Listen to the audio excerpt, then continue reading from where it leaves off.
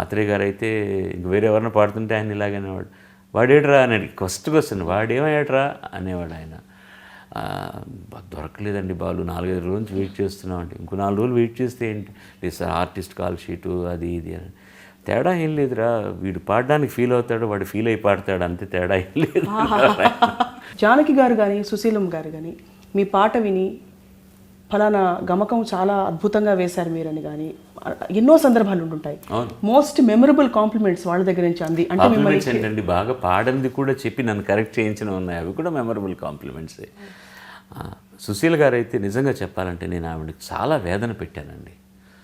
ఒక పర్టికులర్ పీరియడ్లో పర్టికులర్గా రామారావు గారు మళ్ళీ సోషల్ సినిమాల్లో ఆయన ప్రభ బాగా పెరిగినప్పుడు, నేను ఆయన ఘోస్ట్ వాయిస్ అయిన తర్వాత, పర్టికులర్గా చక్రవర్తి మ్యూజిక్ డైరెక్టర్ అయిన తర్వాత, ప్రతి పాటలో ఎఫెక్ట్స్ అని ప్రాణం తీశారు. సీదా సాదాగా పాట ఉంటే ఒప్పుకునేవాళ్ళు కాదు.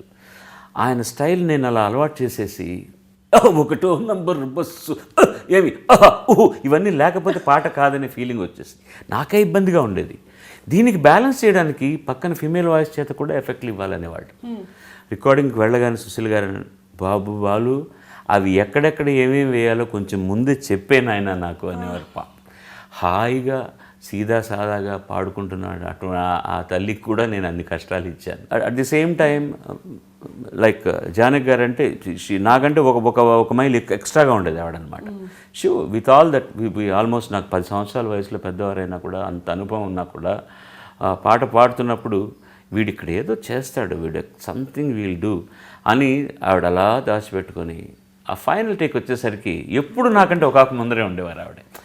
అంటే ఆ స్పర్ధ పాటను ఎంత పైకి తీసుకెళ్లేదో, ఇట్ వాస్ సో వండర్ఫుల్. అందరి పాట వింటుంటే ఒక అనుభూతి కలుగుతుంది మనకి. మీకు మీ పాట వింటుంటే ఎలాంటి అనుభూతి కలుగుతుంది?